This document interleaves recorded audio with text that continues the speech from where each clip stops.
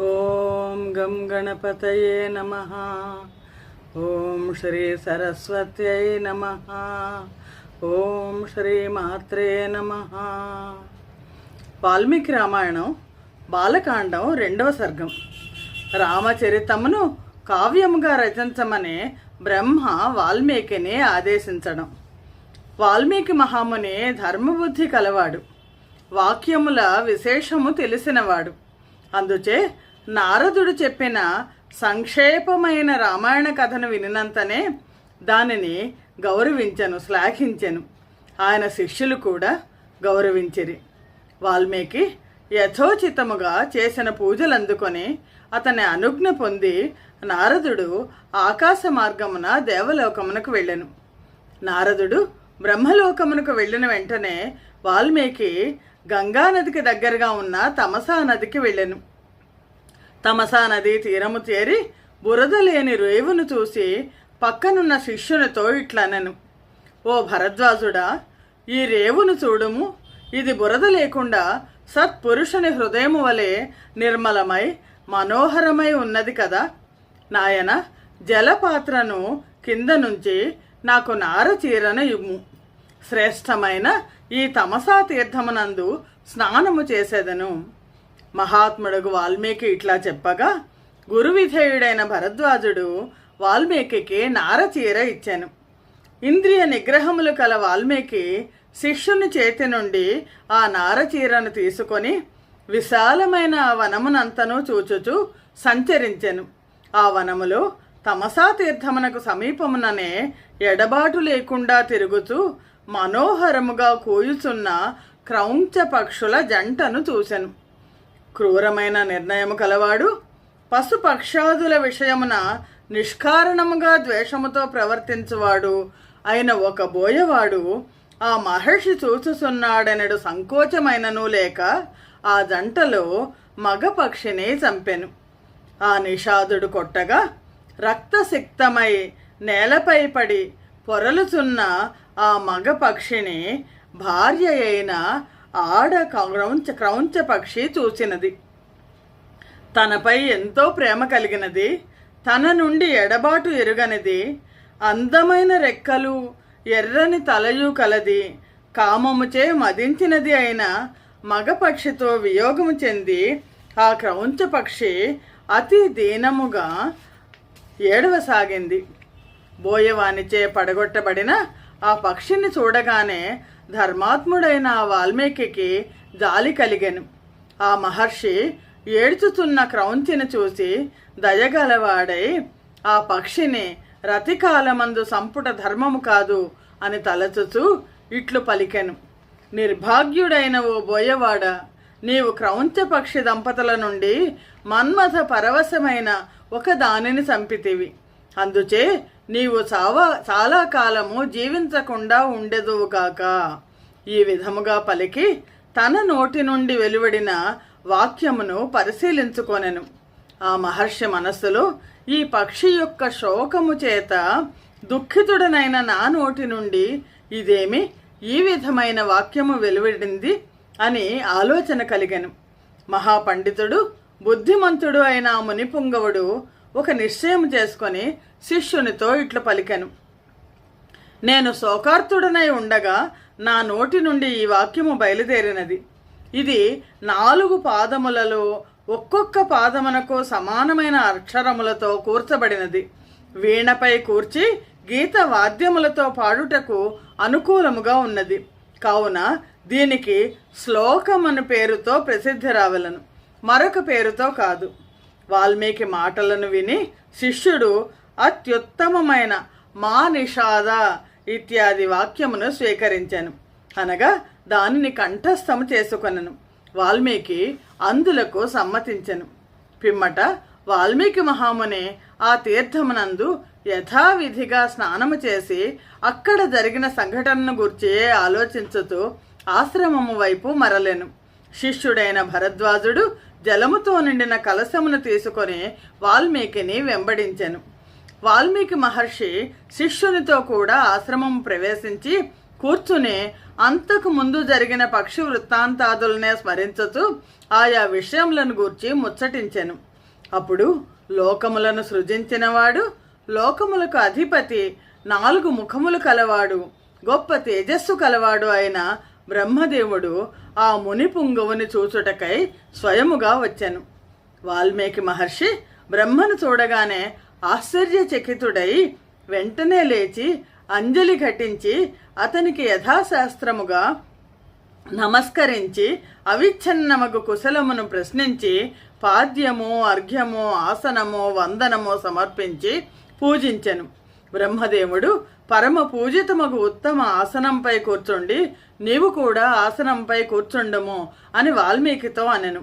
వాల్మీకి బ్రహ్మదేవుని అనుజ్ఞ పొంది ఆసనంపై కూర్చుండెను.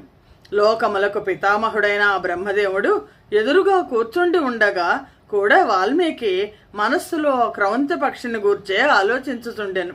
అట్టి మధురధ్వని గల క్రౌంచ పక్షిని నిష్కారణముగా బోయవాడు చంపినాడు కదా, ఆ పాపాత్ముడు వైరముచే దానిని పట్టుకొనవలెనన్న బుద్ధితో ఎంతటి ఘోర కార్యము చేసినాడు అని ఆలోచించుచుండెను.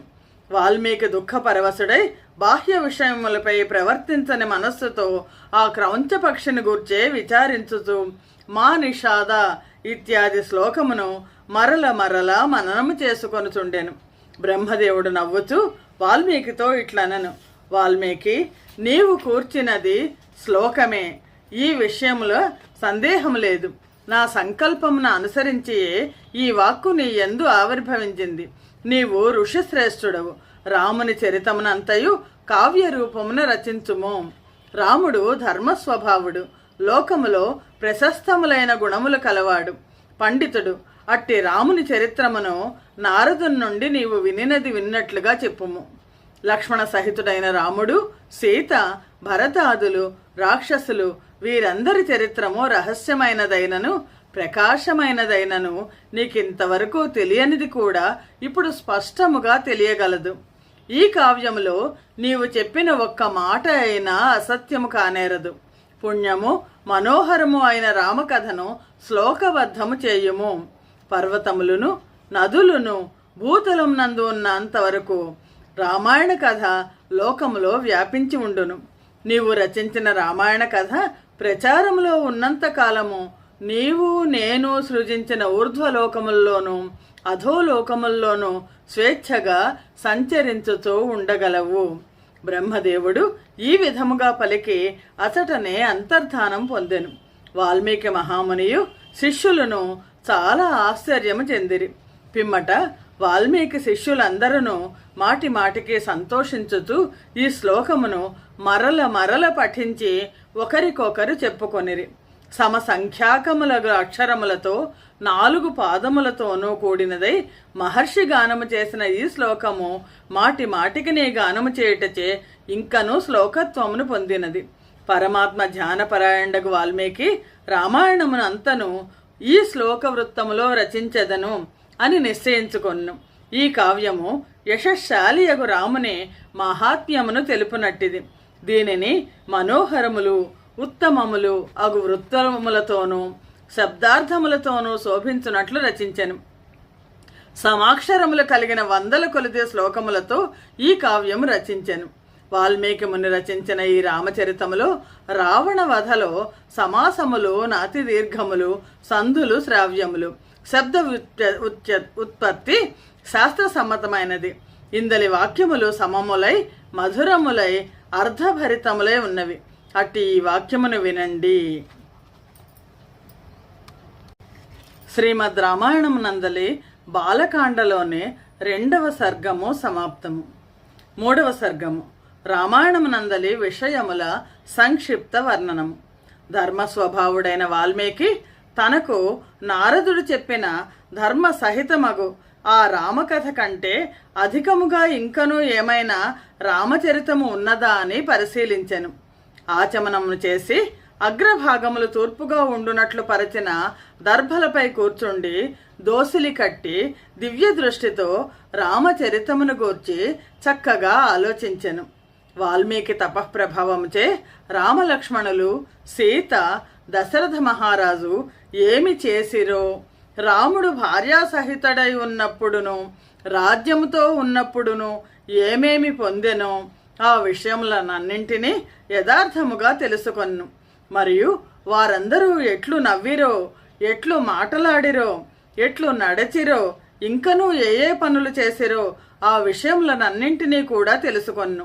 రాముడు సీతాలక్ష్మణులతో కలిసి అరణ్యములో సంచరించినప్పుడు ఏమేమి జరిగనో అవి అన్నీ తెలుసుకొన్ను. రామాదులకు సంబంధించిన వృత్తాంతమునంతయు యోగ దృష్టిచే కరతలామలకము వలె స్పష్టముగా కనుగొన్ను. మహా తేజశాలి అయిన వాల్మీకి తపఃప్రభావముచే విషయములనన్నింటినీ తెలుసుకొన్ను. పిమ్మట కామార్థములనడి పురుషోర్థములతో సంబంధించినదియు, ధర్మ ప్రధానమైన గుణములు అధికముగా కలదియు, రత్నములతో సమృద్ధమైన సముద్రము వలె ఉన్నదియు, అందరి చెవులను మనస్సులను ఆకర్షించునదియు, సకల వేదసార సంగ్రహ రూపమును అగు లోకాభిరాముడైన రాముని చరిత్రమును రచించుటకు ఉపక్రమించెను. పూర్వము నారద మహర్షి తనకు చెప్పిన విధముగా రచించెను. రాముని అవతారమును, అతని మహాపరాక్రమమును, అందరికీ అనుకూలుడుగాను ఇష్టుడుగాను ఉండుటను, ఓర్పును, సౌందర్యమును, సత్యశీలమును వర్ణించెను. విశ్వామిత్రుని కలిసినప్పుడు జరిగిన విచిత్రములైన అనేక కథలను, శివధనుర్భంగమును, జానకి పరిణయమును, పరశురామునితో దశరథరాముని వివాదమును, రాముని సద్గుణములను, రాముని యవ్వరాజ్య పట్టాభిషేకమునకై ప్రయత్నమును, కైకేయి దుష్ట చింతనమును వర్ణించెను. రాముని యవ్వరాజ్య పట్టాభిషేకమునకు విఘ్నము కలిగించ రాముని అరణ్యవాసమునకు పంపుట, దశరథుడు దుఃఖార్తుడై విలపించుట, అతడు స్వర్గస్థుడగుట ఈ విషయములను వర్ణించెను.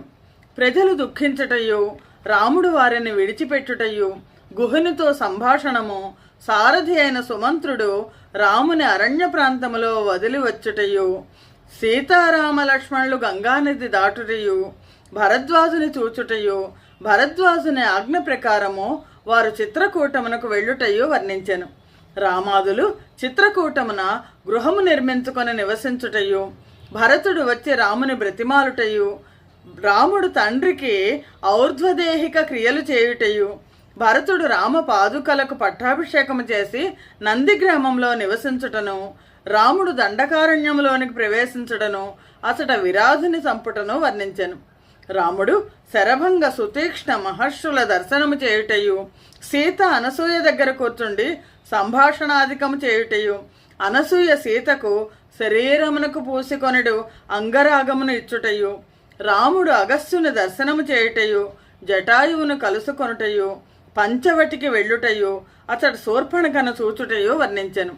శూర్పణకతో జరిగిన సంభాషణమును, ఆమెకు రూపవికారము కలిగించుటను, ఖరుడు త్రిశిరస్కుడు అను రాక్షసులను రాముడు సంహరింపగా రావణుడు రామునకు అపకారము చేయుటకై ప్రయత్నము ప్రారంభించుటను, రాముడు మారీచును చంపుటను, రావణుడు సీతను హరించుటను, జటాయువును చంపుటను, రాముడు సీతకై విలపించుటను, రాముడు కబంధునే, పంపా సరస్సునే, శబరినే, హనుమంతని చూచుటను, రాముడు ఋష్యమేక పర్వతమునకు వెళ్ళి సుగ్రీవుని కలుసుకొని అతనితో స్నేహం చేసుకొంటను, అతనికి నమ్మకము కలిగించుటను, వాలి సుగ్రీవుల యుద్ధమును, రాముడు వాలిని సంహరించుటను, తార విలపించుటను, రాముడు సుగ్రీవునకు రాజ్యమునిచ్చుటను, రామ సుగ్రీవుల మధ్య సీతాన్వేషణము గురించి జరిగిన ఒప్పందము, రాముడు వర్ష ఋతు రాత్రులందు యుద్ధమునకై తగు కాలము వచ్చే వరకు వేచి ఉండటను వర్ణించెను. సుగ్రీవుడు ఆలస్యము చేయుటయేచే రామునకు కోపము కలుగుటను, సుగ్రీవుడు వానరసేనలను పిలిపించుటను, వారిని నలుదిక్కులకు పంపుటను, సుగ్రీవుడు వారికి పృథివిపైనున్న వివిధ ప్రదేశములను గూర్చి వర్ణించి చెప్పుటను, రాముడు హనుమంతుని చేతికి తన ఉంగరమునిచ్చుటను, వానరులు వృక్షబిలములో ప్రవేశించుటను, వారు సీతను కానక నిరాశలే ప్రాయోపవేశము చేయుటను, వారు సంపాతిని చూచుటను వర్ణించెను. హనుమంతుడు మహేంద్ర పర్వతమునెక్కి దాని నుండి ఎగిరి సముద్రమును దాటుటను, సముద్రుడు ప్రేరేపింపగా వచ్చిన మైనాక పర్వతం యొక్క దర్శనమును, సింహిక యొక్క మరణమును, హనుమంతుడు లంకలో ఉన్న పర్వతం యొక్క ఒక భాగమును చూచుటను చేరుటను, రాత్రి యందు లంకలో ప్రవేశించుటను, ఒంటరిగా ఉన్న అతడు ఆలోచన చేయుటను, రావణుని అతని పుష్పకమును చూచుటను, మద్యపాన భూమికి వెళ్లి అతడ రావణ అంతఃపుర స్త్రీలను చూచుటను వర్ణించెను. అశోకవనంలో ప్రవేశించి అతడ సీతను చూచుటను, ఆమెకు రాముని ఉంగరమును ఆనవాలుగా ఇచ్చుటను, పిమ్మట రావణుని చూచుటను, రాక్షస స్త్రీలు సీతను భయపెట్టుటను, త్రిజటా స్వప్నమును, సీత హనుమంతునకు చూడామని ఇచ్చుటను, హనుమంతుడు అశోకవనములోని వృక్షములను విరచుటను, రాక్షస స్త్రీలు పారిపోవుటను, హనుమంతుడు రావణుని భటులను చంపుటను, వాయునందనుడు ఇంద్రజిత్తు చేత పట్టుబట్టను, అతడు లంకను దహించుటను, గర్జించుటను, హనుమంతుడు మరల సముద్రము దాటి వెనుకకు వచ్చుటను, వానరులు మధువనములో మధువు దాగుటను, హనుమంతుడు సీత వార్త తెలిపి రాముని ఓదార్చి అతనికి సీత ఇచ్చిన చూడామణిని సమర్పించుటను వర్ణించెను. రాముడు సైన్యముతో సముద్రము చేరుటను, నలుడు సేతువు బంధించుటను, రాత్రి లంకను ముట్టడించుటను, విభీషణునితో స్నేహ సంబంధము, అతడు రామునకు రావణ వధోపాయమును చెప్పుటను, కుంభకర్ణ మేఘనాదుల సంహారము, రావణ వధను, సీతా ప్రాప్తిని, లంకలో విభీషణ రాజ్యాభిషేకమును, పుష్పక దర్శనము వర్ణించెను. రాముడు అయోధ్య చేరి భరతుని కలియుటను, రాముని పట్టాభిషేకోత్సవమును, రాముడు వానర సైన్యమునంతను వెనుకకు పంపివేయుటను, దేశములోని ప్రజలందరూ సంతోషించు విధమున రాముడు రాజ్యపాలనము చేయుటను, సీతను త్యజించుటను వర్ణించెను. మున్ముందు జరగనున్న రాముని చరిత్రమునంతయు ఉత్తరకాండలో రచించెను. శ్రీమద్ రామాయణం నందలి బాలకాండలోని 3వ సర్గము సమాప్తము. యోగేశం సచ్చిదానందం వాసుదేవం వ్రజప్రియం ధర్మ సంస్థాపకం వీరం కృష్ణం వందే జగద్గురుం. కృష్ణం వందే జగద్గురుం. జై శ్రీరామ్.